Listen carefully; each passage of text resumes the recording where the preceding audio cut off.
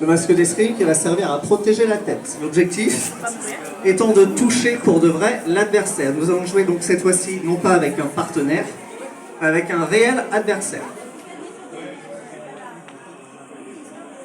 Ensuite, le masque d'escrime, l'équipement va se composer d'un plastron. Le plastron type plastron de hockey. Le plastron de hockey a l'avantage de protéger aussi bien les épaules, mais également les bras. Il va protéger le torse et le dos.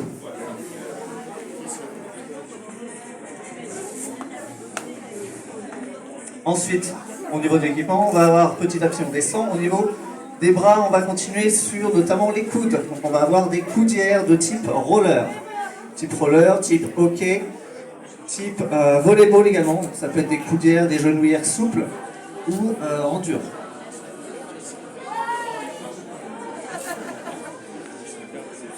Nous allons ensuite, toujours au niveau des bras, protéger les mains.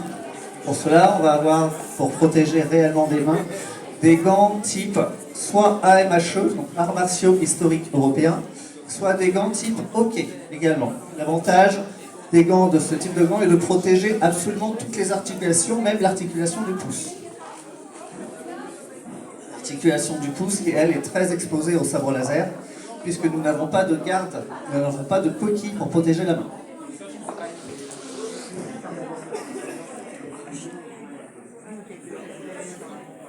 Petit à petit, on va descendre, on va avoir donc au niveau des jambes. Pour protéger les jambes, nous allons avoir donc des genouillères. Même chose comme les coudières, des genouillères soit en dur, type roller, ou soit souple, type volleyball.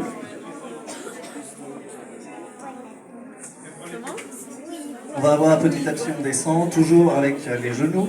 On va descendre ensuite pour protéger les tibias. On va avoir donc des protèges tibias, type protège tibia de football. Et on va avoir également des chaussures, notamment plutôt des chaussures montantes pour protéger les chevilles.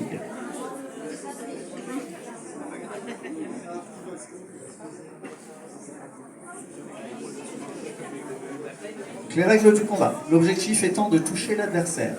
3 règles principales pour toucher son adversaire. Première règle, on touche avec la lame. Interdiction de toucher avec la pointe. La pointe étant une arme dangereuse, elle peut effectivement très fortement blesser l'adversaire. On ne touche donc qu'avec la lame.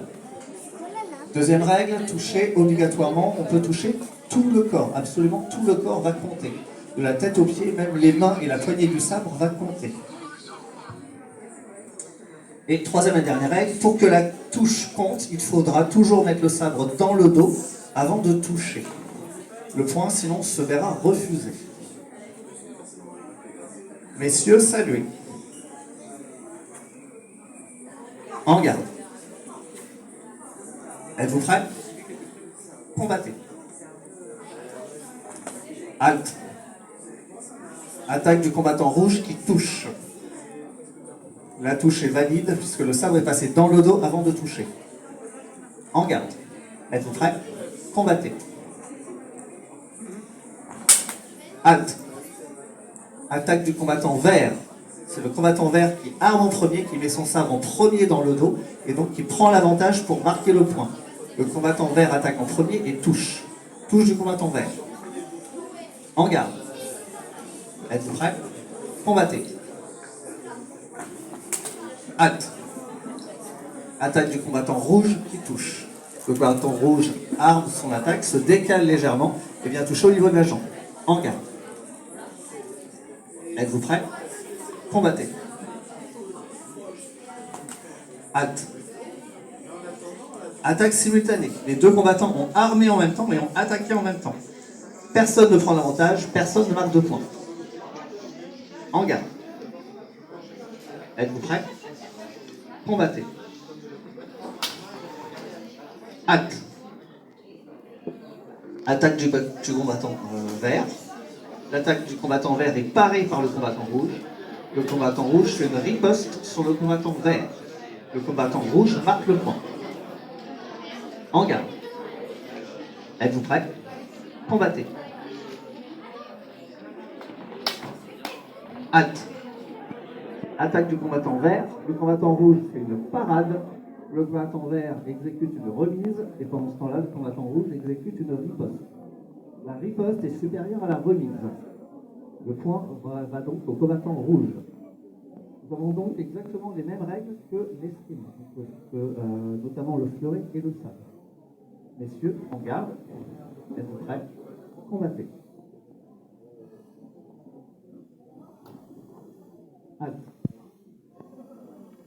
L'attaque du combattant vert est parée par le combattant rouge.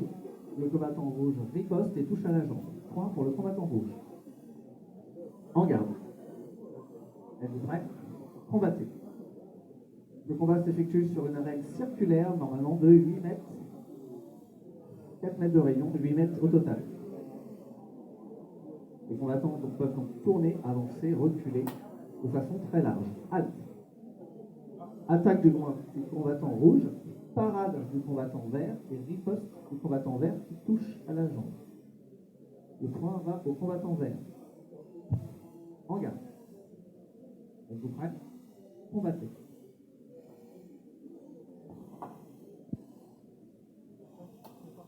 Halte. Attaque du combattant rouge qui tombe en vie. Le combattant vert rattaque. Le combattant rouge part et riposte sur le combattant rouge. Sur le combattant vert.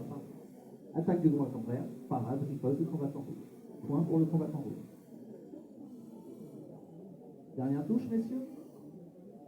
En garde. Êtes-vous prêts? Combattez.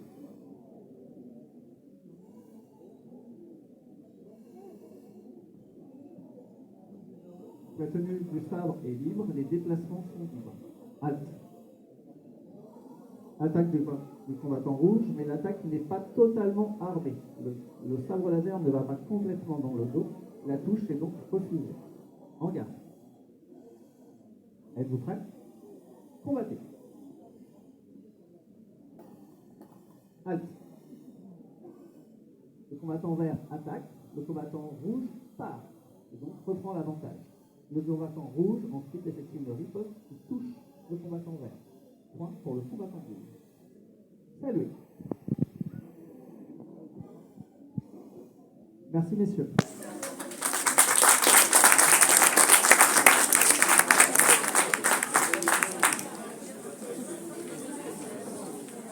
Vous pouvez donc nous retrouver sur l'espace animation. Nous sommes là-bas tout au fond avec notre petit gros goût, petit bébé Yoda. Nous vous proposons des initiations donc, toute la journée, mais également pour demain. Nous sommes également présents demain. Nous ferons également une autre démonstration. Vous pouvez nous retrouver également tout à l'heure à 18 h.